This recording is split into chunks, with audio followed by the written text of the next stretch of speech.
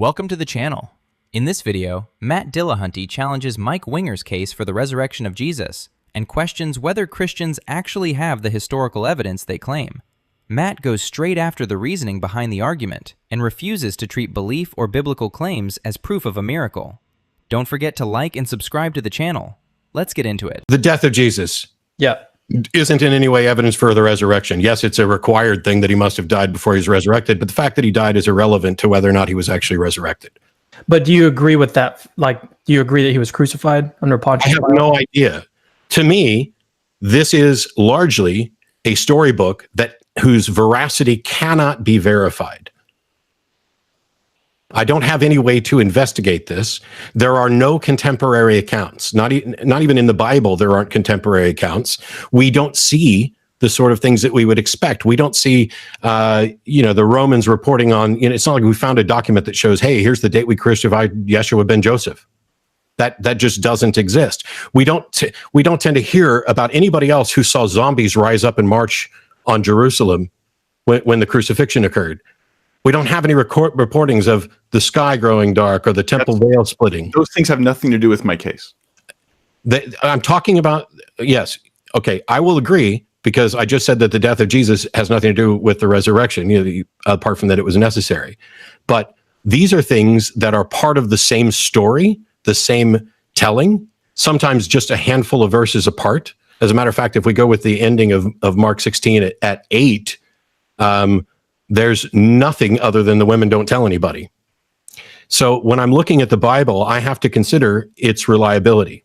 And so when it says, hey, when Jesus was crucified, the temple veil split, the sky went dark, and zombies rose up and marched on Jerusalem, if we don't have any independent accounts of those things, isn't that preposterous? Do you think zombies marched on Jerusalem? And I think that is a really ridiculous way to put it. And zombies, hold on a second. Let's be mature here. This is what I see all the time when I encounter and engage with the atheist community.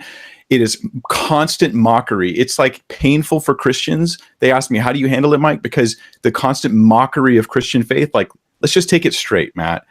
There's no zombies in Scripture. It talks about several people who were raised saints coming into the city. This, however, has nothing to do with my case. There are the scholars who would reject, I don't reject it, but who would reject that account in Matthew. They still would accept the facts that I've given you today. Yeah. So you're shifting the burden of proof to where I'm supposed to prove. I'm not. I was Scripture to talk about a historical case for the resurrection. I was asked to explain something, and I'm trying to do so. The reliability of Scripture in general is key to whether or not we can write about it on the other things. The facts that historians will attest to, and by the way, some of them attest to more than I think they should, are simply mundane things. It's not like there's historians who are saying, yes, the resurrection occurred. What they say, and what you attested to in some of these discussions, is there are people who claim to have seen Jesus after he was dead. I have no problem with the fact that people claimed to see Jesus after he was dead. Good. That isn't evidence for the resurrection. That is the claim. Hey, I saw somebody. And by the way, as you read it, they see him in different ways. Saul has this road to Damascus thing with an apparition. James doesn't tell us. Wait, can we talk about Paul for a minute? You say apparition. How do you establish that what Paul saw was an apparition?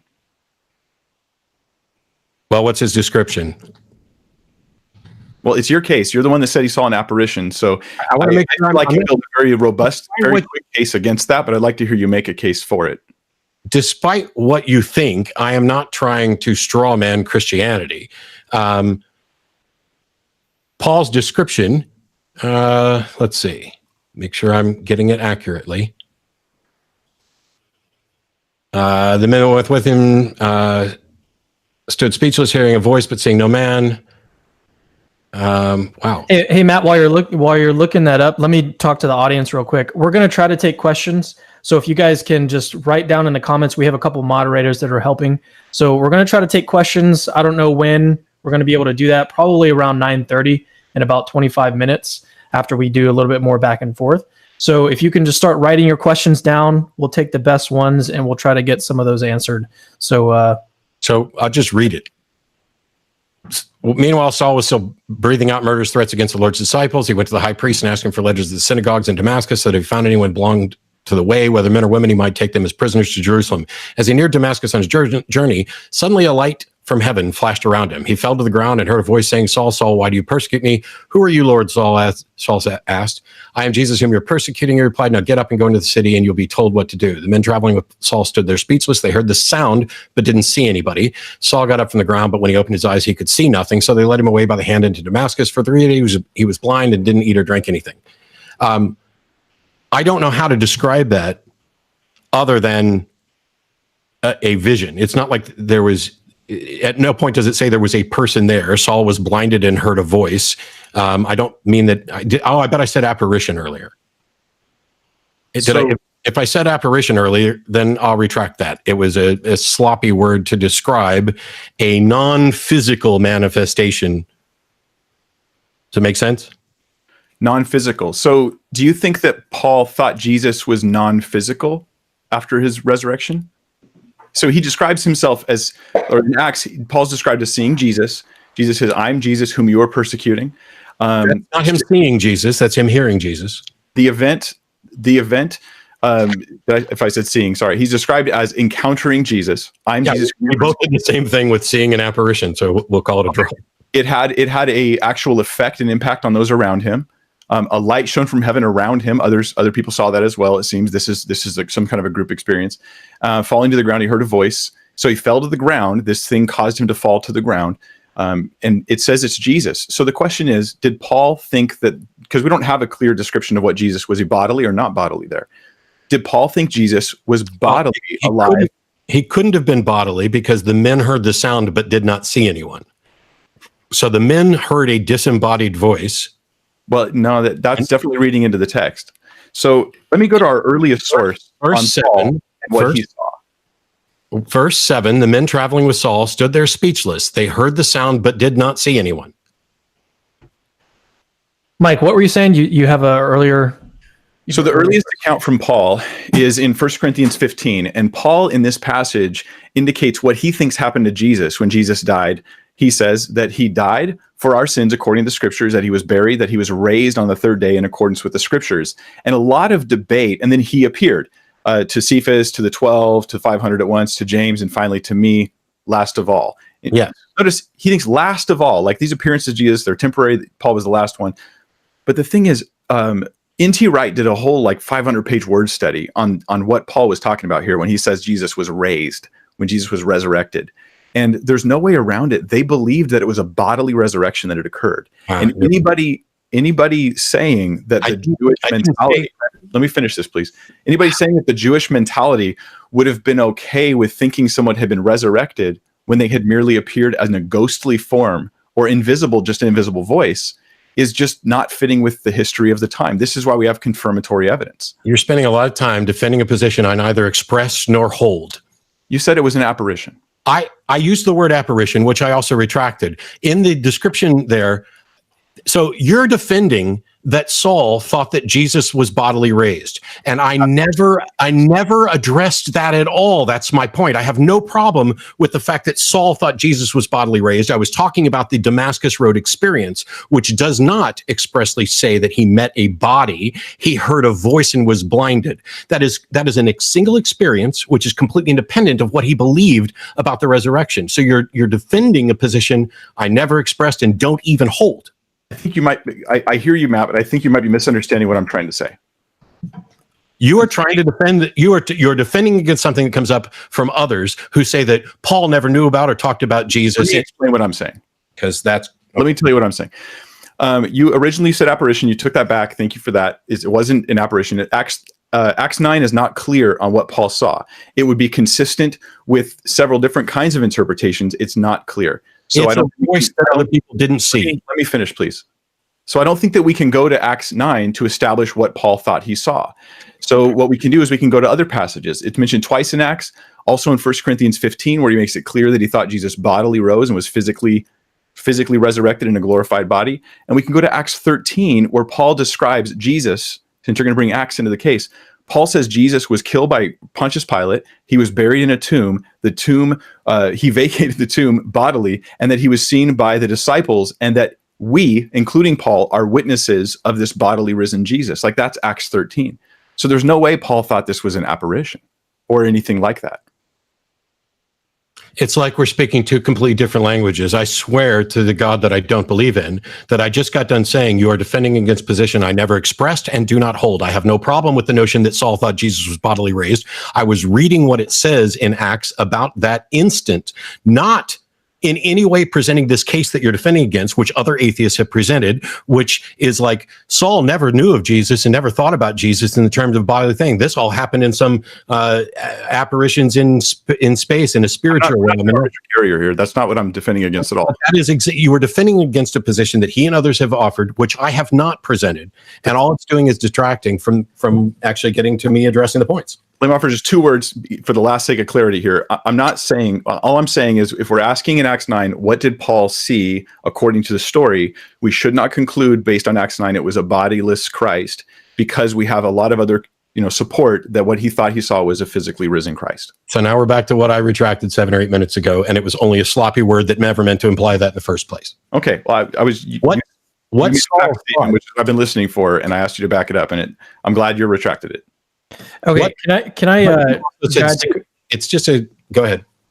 Oh, I was just going to guide it back to something that you said earlier, Matt, and this was another thing that came up a bunch. You talked about candidate explanation. It has to be demonstrated that it can occur before it can be considered a candidate explanation. Sure. Mike, do you want to engage with that at all? Wow. Okay. Did you want to explain it one more time, Matt? No, I was still trying to answer the question from before we got derailed because I accidentally said apparition. Because the thing is, what Saul believed about Jesus is what Saul believed. It's not what's true. It's not what is reasonable to believe. It's not what is evidenced. And so during Mike's opening, when he talks about James, the brother of Jesus, believed because he saw the risen Christ, James never tells us that. It's Paul who tells us that. Paul is writing all this stuff and relaying all this information on behalf of third parties. Hey, he appeared to the 12. He appeared to the 500. He appeared to James. Well, first of all, I have no evidence from any of those individuals who were cited that this attestation is accurate. And second of all, even if I did, we still have this problem of how do we establish that it's true just because somebody believed it? This is why it doesn't matter to me whether someone is convinced that Paul thought of Jesus as an actual physical resurrection or a spiritual one, because what Paul believes is completely irrelevant to what is actually reasonable to believe and what is supported by evidence. When you were going through this opening, you're talking about, oh, the empty tomb is multiply attested to in the Gospels, in pre-Mark accounts, and it's even enemy attested to in Matthew 28. No, it's not enemy attested to in Matthew 28. Matthew 28 reports something that, if it were true, would account as you have to assume that it's accurately reporting this.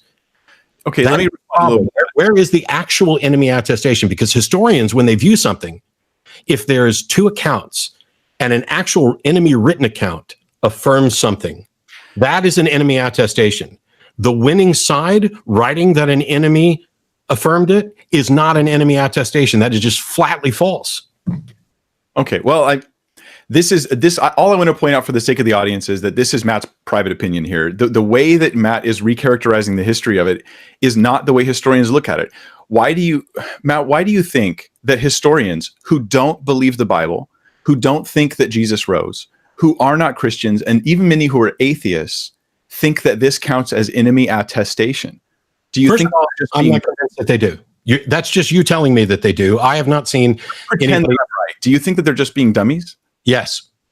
If in fact they are saying, here's the thing, this is really simple. This shouldn't even be controversial. This is basic reasoning and skepticism. If I write a story and in that story I have a fact, and I say, and then Mike came at me and made this accusation, which attests to this fact, that is not evidence that Mike actually did that. It is not a Mike attestation. It is me claiming what Mike said. If historians are looking at this and saying, well, that's an enemy attestation, they are simply wrong. Okay. Now, why and how are they doing it? Maybe because they grew up in a culture that just accepted these things as true. And so when they read the Bible, rather than saying, oh, hey, this was written by an anonymous source, and when he quotes somebody who seems supportive and yet is an enemy, that must be the case, because otherwise we'd have to say that this is a fictionalized account. in a previous video, Matt, you were, if I remember correctly, I think I do, you suggested that the account of the guards at the tomb was invented by Christians because of the rumor that Jesus had stolen the body. This was something you'd suggested in a video. Do you still think that? First of all, at no point would I've ever said anything as silly as Jesus had stolen the body. Jesus, sorry, that was just a misspoke. So, because supposedly the disciples had stolen Jesus's body, is that something that you still think? That the account of what the guards at the tomb is a result of a response to the claim that the body had been stolen. I think that is one of many plausible reasons why that might be included. If that is true, would that not imply that this is enemy attestation that the body was stolen? No. And here's another example from this same thing, because I don't know if I said that, but on many occasions I've said lots of things, because when we talk about a number of explanations for why something might be included, early on there was the notion of this swoon theory. Basically, enemies of Christianity would say, well, how do you know he was really dead? And of course they would point to the record, and they would highlight the fact that a soldier stuck a spear into his side and he bled until there was water. Now, the question is, did that actually happen? Was it in the original narrative, or was this something that was added as an exaggeration to be convincing? Because when somebody says, how do you know he was dead? You've got to come up with some explanation, and saying, oh, he was stabbed and he bled until he bled water, that would seem to be convincing to people if they accept it. But that doesn't tell you whether or not it actually happened or whether it was an after the fact addition. And in a book where we know there are after the fact additions, I have to at least consider that a possibility. I'm not saying that it didn't happen. It may be the case that he died and that he bled until I'm not even an advocate of the swoon theory. I'm going to take a stab at this construction of the story. No pun intended. I'm going to take a stab at this one real quick, but I'm going to predict that when I offer historical evidence that lends corroboration to the story of the piercing of Jesus by a spear, that you'll say that that's proof that it didn't happen. And maybe I'm wrong. Wait, so you're going to offer evidence that this actually happened, and I'm going to say it's proof that it didn't, right? Yeah. We'll see if I'm right. Quintilian is a Roman rhetorician, and he mentions that that the Romans would allow the burial of a crucified victim, providing they had first been pierced. This implying that a confirmatory stab of the victim to make sure they were dead before they were buried was part of standard protocol.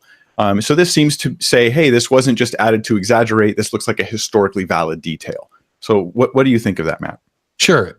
Assuming that that's accurate, then I would say that seems to be, I don't even challenge the fact that he stabbed with a spear, but bleeding until he bleeds water may have been a detail that was put on to know that he was dead. Stabbing with a spear could still leave you alive. I'm not, this is what I was trying to say just a second ago, and I was literally like 4 words from being done. I'm not advocating the swoon theory. I cannot rule it out. Even if I knew for a fact that he was stabbed with a spear, that doesn't necessarily rule it out. My question was, how did it enter the story? It's not the spear part that was objectionable or questionable as much as bleeding until there was nothing but water, because that is the thing that would attest to death. Are you familiar with the medical research that's gone into this content, specifically about the death of Christ, the blood and water being poured out? I don't know. Am I familiar with the medical research on the blood of Christ? There is none. I think you're purposely marginalizing what I just said. I'm trying to understand it. Okay, so when Jesus was pierced, blood and water poured out. Sure. And this seems to have one of two causes. Either the pericardium around the heart was pierced, in which case blood and water would pour out, or Jesus had died through the typical way someone dies on the cross, asphyxiation, and then the water in the lungs was gathering as a result after his death. So the piercing would have confirmed it. And sure. I mean, the purpose of the piercing would be to confirm it. It would be to get blood and water to pour out to make sure the guy was dead. Yeah, and this is a prime example of what I objected to in the opening. The way that you go about phrasing things is, and I apologize, but considering I've already been called on the carpet for zombies, sloppy. Because when you ask me about, are you familiar with the medical research involved with the piercing of Christ? The answer is, there is none. If instead it would be, do you understand what the reason for that might have been, or what the explanations for why there might have been blood and water? Yes, of course I've heard about those things, and it would not have been that remarkable. It reminds me of when people say, well, the Bible or the Quran attest to this scientific fact that people at that time couldn't have known. And yet it's absolutely understandable that people at the time could have known that. It's modern people who don't seem to understand things like, hey, what farmers are familiar with. So this is what I had expected. It's just about phrasing it in a way, because if you'd just said piercing confirms death, and there are medical explanations for the blood and water, maybe it's a mixture, maybe the pericardium has been ruptured, etc., I would have just said, yes, those are all just medical facts. But when you phrase it as archaeological evidence for this, medical evidence for the wound in Jesus's side, there's a phrasing there that smuggles in something, and I'm not even saying it's intentional. I don't think you have any. I think you're, from all my interactions with you, you're a patient and great guy who is honestly trying to relay what you mean. But I am intentionally precise and pedantic when I can be, because I understand that the sloppy phrasing is what allows us to smuggle in things. It's what allows us to say, oh, well, there's all this evidence, when what we're really talking about is mundane things that just are, hey, this occurred in this time period. Crucifixion was real. Stabbing was real. Yeah, I know all that. What I find interesting here is how much work Christian apologetics does around the resurrection without ever getting to the part that actually needs proving. Jesus was crucified? Fine. Romans crucified people all the time. Jesus was probably buried? Fine. His followers believe they saw him afterward? Fine. You can give Mike all of that. You still haven't shown that Jesus actually came back from the dead. And that's where Matt is right to be picky about the language being used. When Paul says Jesus appeared to 500 people, we don't have 500 witnesses. We have one guy telling us there were 500 witnesses. We don't have their names. We don't have their accounts. We can't ask what they saw. We don't even know whether every person supposedly experienced the same thing. Yet you'll hear apologists talk about the 500 like 500 depositions were sitting on a historian's desk. The enemy attestation argument has the same problem. Matthew telling us what Jesus' enemies supposedly said isn't suddenly testimony from Jesus' enemies. It's still Matthew telling the story. If a Mormon wrote that a group of anti-Mormons admitted Joseph Smith performed a miracle, Christians wouldn't call that powerful enemy testimony. They'd ask to see what those critics actually wrote, and they'd be right to ask. But somehow Christianity gets treated differently. The spear discussion is another good example. Let's give Mike everything there, too. Let's say Roman soldiers really did pierce crucifixion victims to make sure they were dead. That tells us Roman soldiers had ways of checking whether somebody died. It doesn't establish that every detail written about Jesus happened exactly as described. And more importantly, it gets us no closer to a resurrection. At best, you've made the case for a dead Jesus stronger. Congratulations. The Christian claim is that the dead guy was alive again afterward. That's the part we're waiting for evidence of. And Matt doesn't owe anyone some perfect alternative story. This comes up constantly in Christian debates. If Jesus wasn't resurrected, was it a hallucination? Was the body moved? Did stories develop later? Was there confusion about what people experienced? I don't know, and Matt doesn't need to know either. We weren't standing outside the tomb 2,000 years ago. There are plenty of things about ancient history we'll probably never know. The Christian is the one saying they know what happened. A dead man physically returned to life through the power of God. That's an incredibly specific claim. Asking the skeptic to reconstruct every detail of what really happened before rejecting that claim is ridiculous. If somebody tells you their missing wallet was taken by a ghost, you don't have to identify the thief before saying they haven't demonstrated a ghost did it. Paul's belief doesn't rescue the argument either. Maybe Paul was completely convinced Jesus had risen bodily. Great. People are completely convinced of false things every day. Religious history is packed with people who are willing to sacrifice everything for beliefs that can't all be true at the same time. Muslims have died convinced Islam is true. Christians have died convinced Christianity is true. Members of other religions have made enormous sacrifices too. Sincerity tells you somebody believes something. It doesn't tell you they're correct. And that's really where Mike has the harder job. He isn't defending the claim that some first-century people became convinced Jesus was alive. That's easy to believe. He's defending the claim that they were right. Those aren't remotely the same claim. You can establish Jerusalem existed. You can establish Pontius Pilate existed. You can establish crucifixion existed. You can establish that Christianity appeared very early. You could even establish that some followers genuinely thought they encountered Jesus afterward. None of those facts turns a resurrection into history. That's why I think Matt comes out stronger here. He's refusing to let all the historical material surrounding the claim distract from the claim itself. Christians have gotten very good at piling up facts that sound impressive when presented together, but eventually, somebody has to ask the obvious question. Where is the evidence that the dead man actually got back up? That's the part Christianity needs, and that's still the part missing. Let me know who you think made the stronger case in the comments. If you enjoyed the video, don't forget to hit like and subscribe to the channel. And as always, support the original creators and check out the full discussion for yourself.